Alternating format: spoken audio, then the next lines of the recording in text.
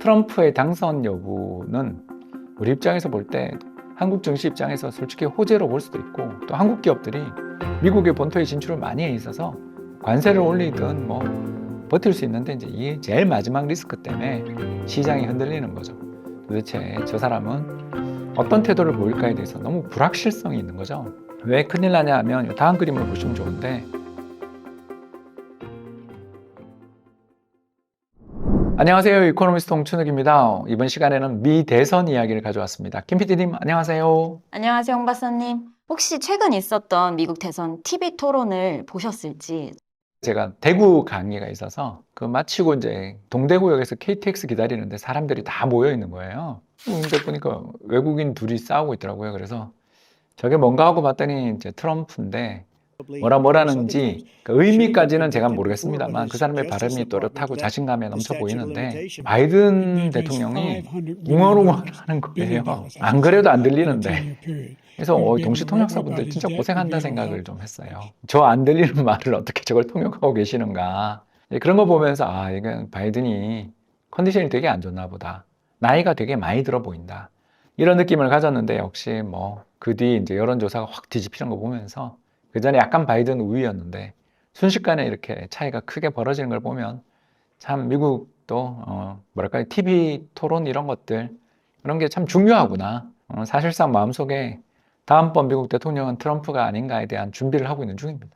유럽도 참패의 충격이다. 이렇게 기사를 내보내면서 트럼프의 우세론에 더 힘을 많이 싣고 있는데요. 만약에 이제 트럼프가 됐을 때와 바이든이 됐을 때 경제 상황이라던가 국제사회에 어떤 좀 영향력이 있을지.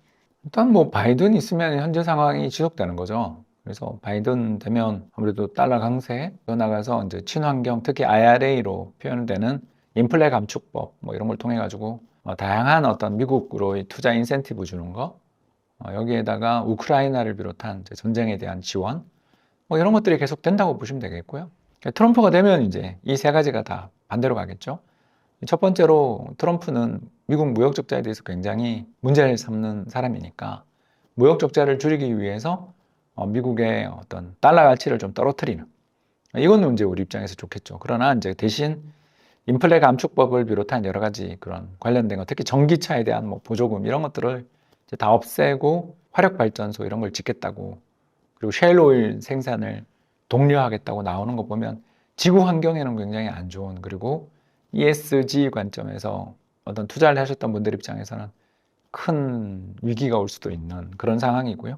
마지막 세 번째로 이제 우크라이나 이야기를 안 할 수가 없는 게, 우크라이나 지원 법안을 그 공화당이 지배하고 있는 미국 의회, 특히 하원에서 부결을 계속 시켰잖아요.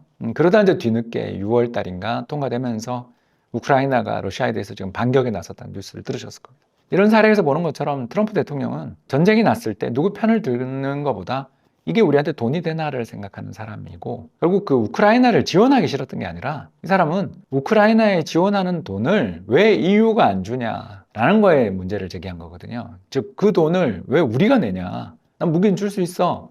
최고의 무기를 줄게. 근데 그 비용을 유럽연합이 내야 되는 거 아니야. 지금 러시아의 침공으로 인해서 평화의 어떤 타격을 받고 긴장감이 높아진 건 다 유럽 국가인데 왜 미국이 내야 되는데, 이 의견을 갖고 있는 거죠. 왜냐하면 우크라이나는 나토에 아직 가입을 안 했으니까 자기 우방국이 아니라는 거죠. 자, 이 관점에서 대만도 똑같거든요. 대만도 아직 미국이랑 국교가 없잖아요. 이걸 생각해 보시면 금방 느끼실 거예요. 그래서 이게 이제 지금 걱정인 거죠. 최대의 리스크는 여러 가지 문제가 있겠지만, 만일 양안 관계, 대만이랑 중국 관계가 악화되며 뭔가 군사적인 충돌 가능성이 있을 때 미국이 확연하게 대만을 지원하겠다는 의지가 없다면, 그렇지 않습니까? 이게 대만을 우리가 지지하고 여기 너희 뒤에 우리가 있어라고 하면 전쟁을 좀 막을 수 있는 억제기가 될 수도 있는데, 그런 것들을 트럼프가 되면 그 가능성이 좀 약화되며 운이 없는 여러 가지 미스들이 생기면서 전쟁이 날 수도 있는 거 아니에요. 그러면 이제 우리가 큰일 나는 거죠. 왜 큰일 나냐 하면 다음 그림으로 보시면 좋은데, 타이완에 대한 블록, 이게 뭐냐면 이제 무역 이런 것들을 방해하는 거죠. 중국 배들이 봉쇄하는 이런 일이 발생하면 세계 GDP의 한 5%가 날아가고요. 그리고 본토에 있는 중국군이 대만에 상륙하려 들면 세계 경제 GDP의 한 10%가 날아간다라는 그런 연구조사 결과가 있어요. 이게 이제 왜 이런 일이 벌어지냐면, 일단 중국과 대만 간에 문제가 생길 때 가장 큰 타격을 받게 되는 산업이 반도체인데, 정보통신 산업인데, 바로 TSMC 때문에 그렇거든요. 전 세계 파운드리의 한 70, 80%를 대만 기업들이 차지하고 있는데, 문제는 이 대체제가 없어요. 인텔과 삼성전자가 뭐 좀 한다 그러지만 수율이나 발열 문제들을 잘 못 잡고 있어서 시장 점유율이 약한 회사들이잖아요. 이게 문제는 뭐냐면 스마트폰의 심장인 AP를 이게 여기서 생산하는데, NVIDIA AI 반도체도 여기서 생산하는데 이게 이제 셧다운 중단되는 거죠. 그럼 어떻게 되겠어요? 세계 경제의 성장을 주도하고 있는 IT 제품들의 공급이 일거에 중단되는 거죠. 이게 이제 지금 대만의 최대 문제죠. 더 나가서 침공하면 왜 또 성장률이 더 떨어지냐 하면, 이제 전쟁이 나고 막 그러면 수많은 나라들이 중국에게 대해서 무역 보복을 하거나 이제 러시아처럼 저렇게 봉쇄할 가능성이 높아지잖아요. 인명피해, 특히 민간인의 피해가 발생하지 않을 수 없으니까. 그런 일이 벌어지면 중국이랑 또 전 세계가 굉장히 의지하고 있는 관계잖아요. 전 세계 제1위의 제조업 대국이 중국인데, 중국에 대해서 블락을 한다.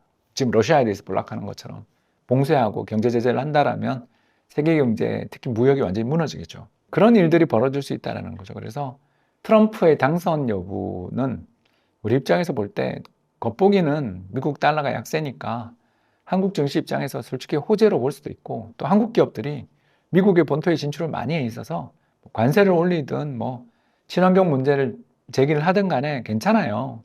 버틸 수 있는데, 이제 이 제일 마지막 리스크 때문에 시장이 흔들리는 거죠.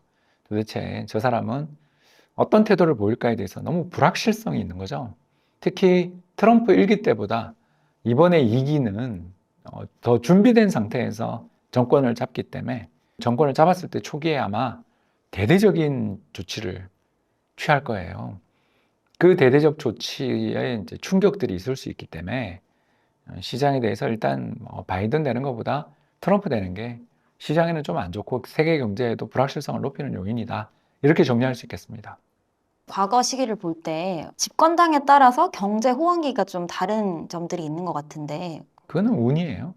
뭐 민주당이 되면 좋고 공화당이 되면 좋고 이렇게 이야기하신 분이 많은데, 외환 시장은 좀 영향을 받았던 경향이 있는데, 경제의 성장 자체만 놓고 보면 사실 레이건 대통령 때 공화당 때 엄청 좋았고, 또 클린턴 때 엄청 좋았잖아요. 역사적인 대호황을 누렸던 대통령들이 이게 좀 교차하면서 양당에서 출연을 했었잖아요. 또 반대로 경제를 망가뜨리는 대통령들도 존재했잖아요. 클린턴 막바지에 망했고, 또 부시 막바지에 망하고, 이런 거 생각하면 경제에 있어서 이 정부가 어떻게 하느냐라는 거는 아무 영향이 없는 건 아니지만, 제가 봤을 땐 그 불안과 호황을 유발하고 출현시키는 건 다른 존재, 즉 혁신적인 기업가들과 중앙은행, 이 둘이 진짜 중요한데, 특히 혁신적인 기업가들의 활동을 활발하게 만들면 호황이 길어지는 거고, 혁신 활동들을 위축시키고 이 사람들이 떠나게 만들면 불황이 오는 건데, 이제 그런 제도들이 정부가 바꿀 수 있기 때문에 정부가 중요한 거잖아요. 그런 면에서 일단 저는 공화당, 민주당이 어디가 잡든 그런 거는 중요하지 않고, 지금은 트럼프라는 이 개인의 색채가 훨씬 더 중요한 게 아닌가 생각하고 있습니다. 블로그에서 이제 주식 투자하려면 공화당 정부 때가 편하다라는 이제 박사님의 멘트가 있었는데 그 한국 주식. 예, 레이건 대통령 때 얼마나 좋았어요. 우리도 좋았거든요. 그때 한국 3조 호환. 꼭 그런 건 아닌데, 이제 점점 세월이 우리가 주식시장이 개방되고 만 26년을 지나는 동안에만 보면, 이제 그때 클린턴부터 이렇게 계산을 해보면 대체로 민주당 행정부 때 달러 강세가 출현하니까 미국장이 좋고, 또 공화당 행정부 때는 달러 약세가 좀 출현하는 경향이 있으니까 우리 시장도 괜찮고, 이런 식의 교차가 있었는데, 트럼프에 대해서 우리가 겁을 내는 이유는 트럼프 때 우리가 되게 안 좋았잖아요, 시장이. 특히 2018년 미중 무역 분쟁 벌어지면서 우리나라 주식시장 2600포인트가 1800까지 한 방에 그냥 800포인트 날아가는 그런 폭락장을 경험했어요. 그러니까 이런 걸 보면 이제 상대적인 개념이다라고 좀 봐주시면 감사하겠습니다. 흥미로운 이야기죠. 정치 이야기가 좀 재밌습니다. 근데 경제학자, 이코노미스트 입장에서는 사실 미국 양당 정책에 뭐 아주 결정적 차이들, 그런 걸 잘 발견하기는 어려운 면이 있고요.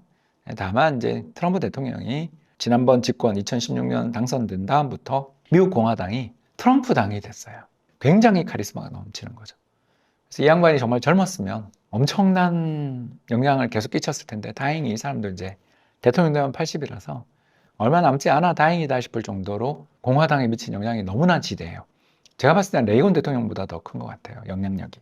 이런 걸 보면 정말 정치라는 건 예측하기 어렵고 옛날 우리가 알던 공화당이 아니고 이제 새로운 공화당이 출현하는 이제 파퓰리즘 정당이 되는 거죠.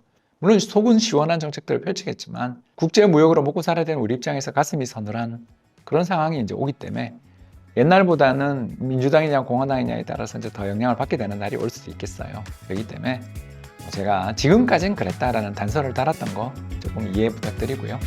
지금까지 경청해 주셔서 대단히 감사합니다.